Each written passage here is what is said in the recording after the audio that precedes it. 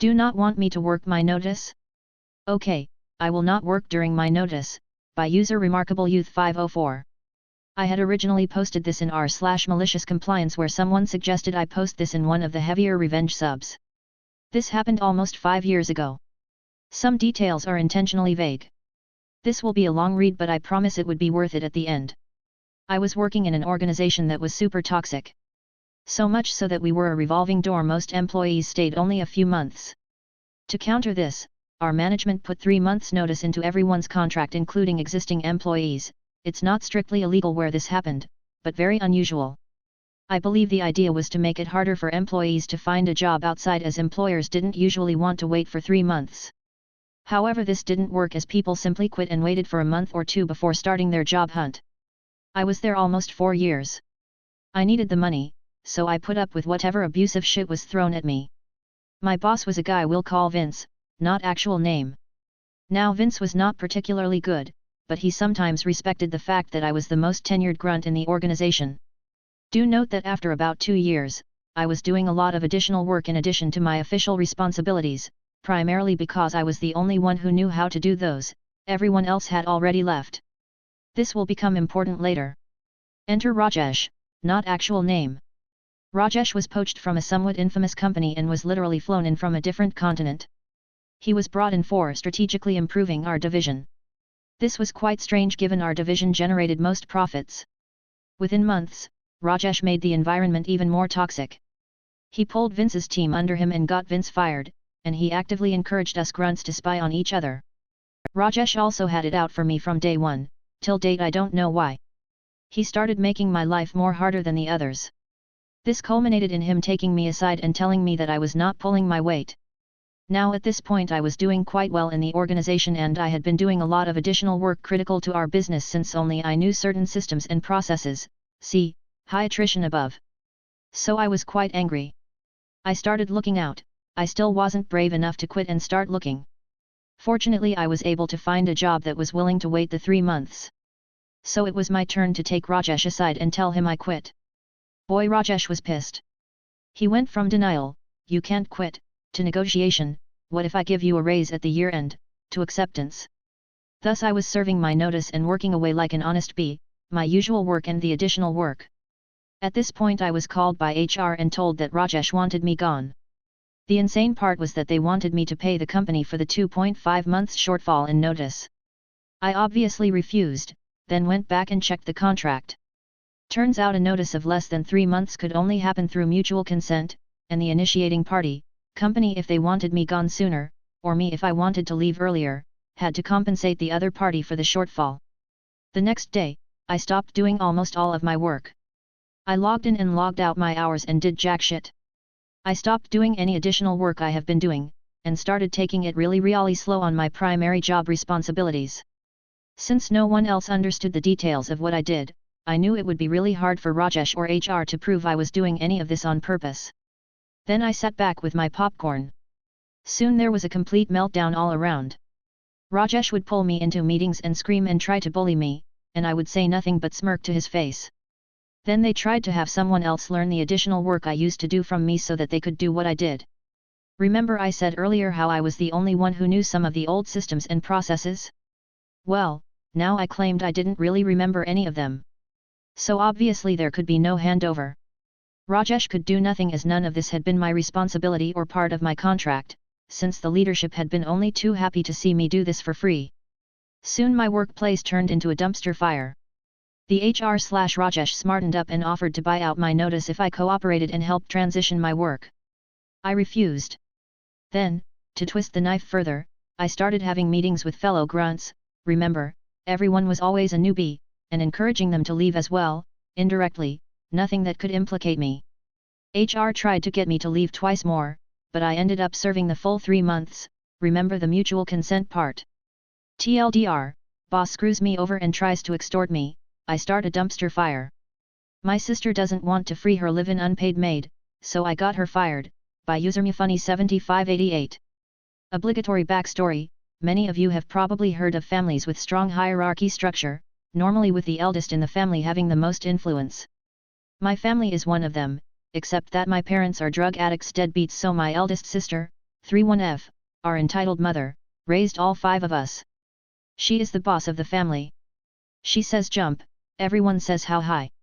The focal point of the story is my youngest sister, 20F, who I'll call little sister. Most of us have a handful or at least a couple of memories with our mother before she lost her shit, except for little sister. For her, entitled mother is the only mum she ever had, and entitled mother knows how to take advantage of that. All of us noped out of our parents' house as soon as we turned 18, except for entitled mother who waited until little sister and our brother were raised and in their mid-teens to move across the country, and soon found jobs and accommodations for all of us to move to the same state as her. Little sister begged for years to move in with her, but entitled mother always denied, saying that somebody had to take care of our father and because she and her new husband needed privacy and space. That was until entitled mother got pregnant. She got little sister to move in with her and she has been there for the past 2.5 years, helping out. Now to the story. Entitled father's family wanted to visit for a couple of weeks, so little sister had to stay with me for that time so that they could use her room. It's worth noting that entitled mother didn't ask or let me know about it, she just dropped little sister off. One day she saw me studying for my master's degree and said something about how she always wanted to go to college and this is how it went. Me, so why don't you? Little sister, oh, I talked to entitled mother about it but she said not everyone is the college type and that I wouldn't have time to work, study and take care of niece at the same time. And it's expensive. Me, most people work and study and at the same time, and she can put niece in a daycare. I'm sure it wouldn't be that much more expensive than what she's already paying you. Little sister, she doesn't pay me. She already gives me food and shelter and if I need money I just take a shift at work. And this is how I learned my sister was not only babysitting, but also cleaning the whole house for free every day. She was even only working 8 hours a week at her normal job because she was too busy taking care of our niece. Long story short, it took me weeks to convince her to apply to community college, and then more weeks on the actual process but she finally got confirmation she would start in September. All of that behind entitled mother's back. She was planning on telling everyone the next time we all got together, which would be Independence Day. But before that could happen, entitled mother got everyone together at her house to announce that she was pregnant. Little sister starts crying because now she wouldn't be allowed to go to college. Entitled mother gets deeply hurt and offended that she planned this behind her back. I butt in. Our other siblings butt in. It's just generally a mess. How could you do this to me? Who's going to take care of the babies? I can't believe you'd be so selfish. If you like OP so much, go stay with her. These were all some of the things she said. She kicked me and little sister out, who stayed with me until they made peace. Both of our siblings reached out, one to say that I should have minded my own business, and other to tell me she was on my side but wouldn't say anything. After that little sister moved back with her and didn't go to college. But they agreed she would get paid $6 an hour and be allowed to take more shifts at her job until the baby is born, and then go to real college after the child turns 1 year old. I know it's messed up, but all of them, especially little sister, worship entitled mother like a god. I waited a year to act on my revenge, making sure my sister had saved enough money to live on her own. The revenge. First, what I did was research the legality of paying a homeless person in food and shelter. In the US and depending on the state it's legal as long as you do not cross the line and the person becomes an employee. For example, you can give the person a list of tasks you want done, however you cannot say that it has to be done in a certain amount of time. You also cannot request someone to be somewhere at a certain time. You can ask but not demand on the time. It comes down to a choice of words. Also you have to comply with rental laws. If your local laws say that you must give 30 days notice to a tenant, then you must give 30 days notice to this person as well. I had proof of all of the situation, several screenshots of entitled mother admitting not paying and not allowing little sister to move out / get a job and also admitting to kicking her out whenever she wanted. All this technicality seemed worthless since no one would sue her. But that didn't matter, I just wanted to make sure that her boss knew that if she were to be sued, it would be a sure case.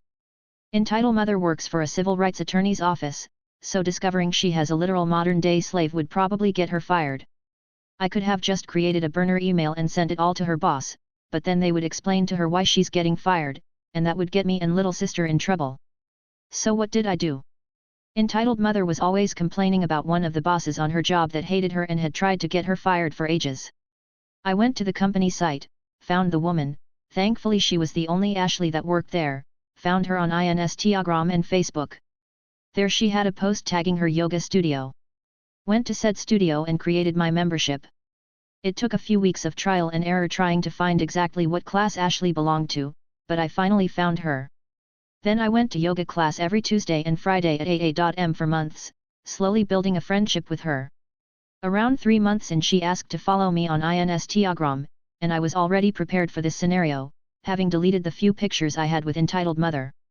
After 9 months, when our friendship was a strong baby, I brought up the crazy coincidence that I found out she worked with entitled mother. Before things could get awkward I said it's ironic that she works for civil rights, considering, you know, everything. That got Ashley's attention. I told her everything. Showed every screenshot. I could practically see her eyes shining. They had their own history that is not important to the story, all you need to know is, entitled mother is a bitch. Ashley wants revenge as much as I do. I told her about little sister's situation and why entitled mother couldn't ever know about this. This is why being friends with Ashley was so important. If I had just sent them the proof and explained the situation they would have probably just ignored it, since this was a very legitimate reason to fire her and they wouldn't risk firing her for a minor mistake and maybe getting sued. I sent her the files with her promise that entitled mother wouldn't hear about this, but she needed it to convince the other owner, who was the reason why she wasn't fired yet. 2 months later, entitled mother was fired for minor mistakes, lateness, and general bad productivity. Small victory, sure, but I loved coming to visit her during the 4 months she was unemployed. She was looking so tired and miserable all the time since she had no money to pay for a babysitter and little sister is away at college, so she actually had to take care of her children. Moral of the story, check on your siblings, they might be living in a modern slavery arrangement.